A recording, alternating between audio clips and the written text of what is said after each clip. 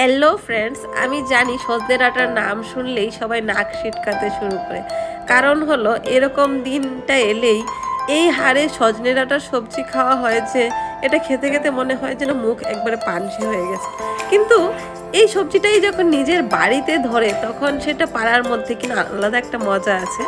আমার হাজব্যান্ড দেখুন গাছ থেকে কিছুটা নিজের হাতে আবার কিছুটা বাঁশ দিয়ে সজনে ডাঁটা পাড়ছিল। আর সজনে ডাঁটাগুলি পাড়ার সময় অনেকগুলি আবার জলে পড়ে যাচ্ছিল, বেশিরভাগই আসলে জলে পড়ছিল।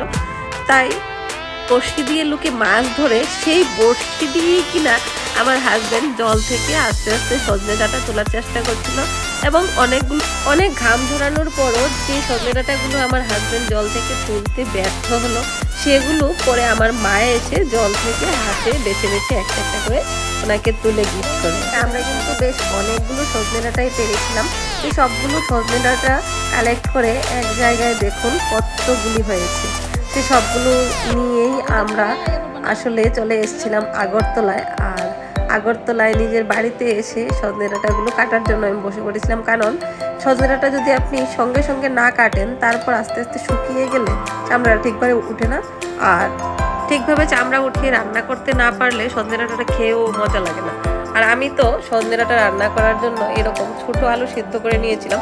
ছোট আলু দিয়ে সজনে ডাঁটা রান্না করলে খেতে কিন্তু বেশ লাগে। তো সবার আগে আমি ছোট আলুগুলোকে সেদ্ধ করে সেগুলো খোসা ছাড়িয়ে নিয়েছি। আর আলুগুলোকে যতটা সম্ভব হাত দিয়ে ম্যাশ করে নিয়েছি। একদম মিহি করে ম্যাশ করে নিই, জাস্ট আলুগুলোকে হাত দিয়ে ভেঙে দিয়েছি যাতে ঝোলের মধ্যে একটা ঘন গ্রেভি টাইপের হয়।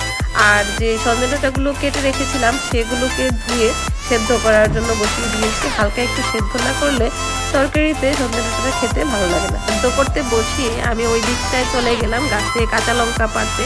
আপনারা সবাই তো জানেন যে আমি সবজিতে নিজের গাছের কাঁচা লঙ্কা ব্যবহার করি। আর গাছের কাঁচা লঙ্কা ঘরে শেষ হয়ে গেছিলো, সেই জন্য গাছ থেকে 2-3টা কাঁচা লঙ্কা পেরে নিলাম। আর এদিকে আমি সবজির জন্য যে মশলাটা রেডি করলাম সেটা হলো জিরে, ধনিয়া, আদা এবং কাঁচা লঙ্কার একটা পেস্ট। আর আমি যেহেতু আমার এই সবজিটা মাছের মাথা দিয়ে রান্না করব, তাই মাছের মাথাগুলোকে সবজি রান্নার আগে লবণ হলুদ মাখিয়ে রেডি করে নিলাম ভাজার জন্য। কড়াইতে তেল গরম হয়ে গেছে, এখন আমি মাছের মাথাগুলোকে ভালোভাবে লাল লাল করে ভেজে নিচ্ছি। মাছের মাথা ভাজা হয়ে গেছে, এবারে মেন রান্না শুরু করার পালা। কড়াইতে তেল দিয়ে তাতে দিয়ে দিয়েছি আমি পেঁয়াজ কুচি। পেঁয়াজ কুচিটা যখন লাল লাল করে ভাজা হয়ে গেছে তখন আমি দিয়ে দিয়েছি কালো জিরে। এইসব রান্নার মধ্যে পেঁয়াজের সাথে কালো জিরের ফোড়নটা দিলে আলাদা রকমের একটা টেস্ট আসে। আর যখন কালো জিরেটাও খুব সুন্দরভাবে ভাজা হয়ে গেছে, তারপর আমি আগে থেকে যে মশলাটা রেডি করে রেখেছি, যেটা আদা, কাঁচা লঙ্কা এবং ধনিয়ার গুঁড়ার একটা পেস্ট ছিল, সেটা অ্যাড করে দিয়েছি। এই মশলাটাকেও এই পেঁয়াজ আর যে কালো জিরা ছিল সেটার সঙ্গে খুব সুন্দরভাবে কষিয়ে নেব। আর কষানোর সময় দিয়ে দেব সামান্য পরিমাণ হলুদ গুঁড়া আর স্বাদ মতো লবণ আর হলুদ গুঁড়া দেওয়ার পর মশলাটাকে এতক্ষণ পর্যন্ত কষাতে থাকবো যতক্ষণ না মশলা থেকে খুব সুন্দরভাবে তেল ছাড়তে শুরু করে। আর এই পর্যায়ে আমি অ্যাড করে দিয়েছি সামান্য পরিমাণ চিনি দেওয়ার পর মশলাটার মধ্যে আমি অ্যাড করে দিয়েছি যে আলুগুলো আগে ম্যাশ করে রেখেছিলাম সেগুলো। সামান্য সময় এই মশলার সাথে আলুগুলোকে নেড়ে চেড়ে যখন ভাজা হয়ে গেছে তখন আমি অ্যাড করে দিয়েছি যে ডাঁটাগুলো সেদ্ধ করা ছিল আর মাছের মাথা দুটো ভাজা ছিল সবগুলোকে একসাথে কড়াইতে দিয়ে দেওয়ার পর নেড়ে চেড়ে খানিকটা সময় এমনভাবে ভেজে নিয়েছি যাতে প্রত্যেকটা মশলা সব সবজির সাথে খুব সুন্দরভাবে মিক্স হয়ে যায়। আরেকটা খুব সুন্দর জিনিস আপনাদেরকে দেখাচ্ছি। আমি আপনাদেরকে বলেছিলাম আমার রান্নাঘরে রান্না করার সময় গ্যাসের উপর রৌদ্র চলে আসে, আর রৌদ্রটা আটকানোর জন্য এরকমভাবে একটা পেপার টাঙিয়ে দিই যাতে আমার মুখে একদম সূর্যের আলোটা না লাগে।